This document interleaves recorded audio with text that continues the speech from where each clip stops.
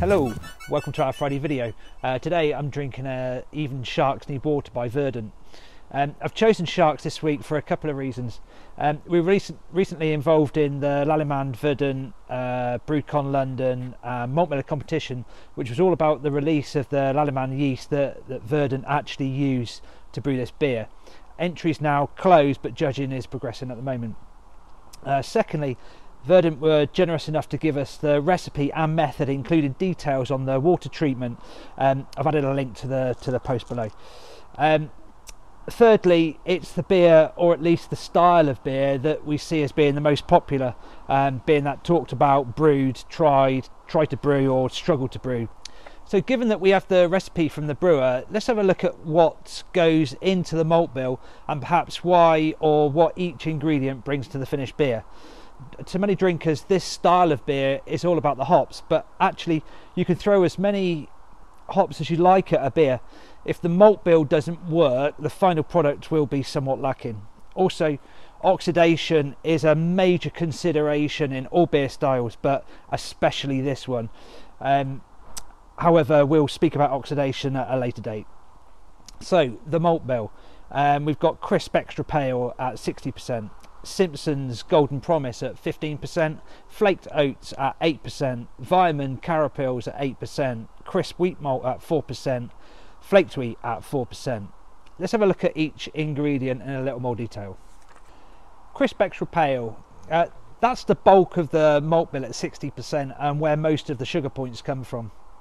It's used as a base to build from. We don't need strong tasting base malt here, but what is important is that it converts consistently and reliably with a single temperature mash, whilst adding very little in colour. Simpson's Golden Promise. Simpson's Malt is a family owned independent maltster managed by the 5th generation of the Simpsons family.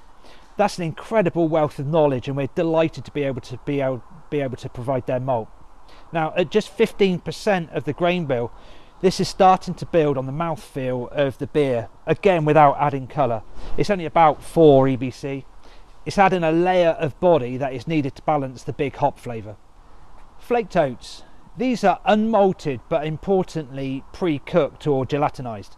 This means that they can be added direct to the mash. These add a more intense character than malted oats. They increase head retention and add a thick oiliness type texture. Viaman Carapils. We were lucky enough to be invited over to the Viaman Maltings party November 2019. The passion that is shown by all the staff there really truly shows in the final product.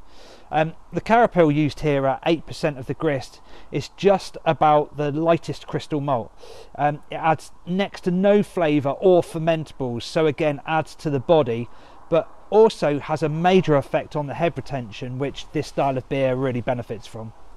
Crisp Wheat Malt at 4% of the grist. This adds a firm texture and lacks the sweetness of barley malt, adding a little acidity and again aids head retention.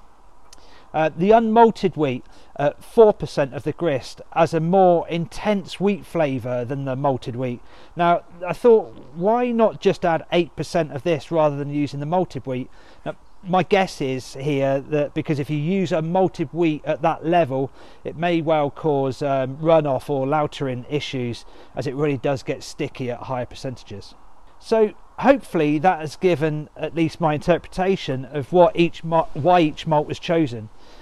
Recipe formulation is a massive topic, but it needn't be intimidating. My advice is to start simple with smash recipes, that's single malt, single hop, and changing just one ingredient for each brew. That way you know what each ingredient is bringing to the party. That's all for this week. Have a great weekend. Cheers.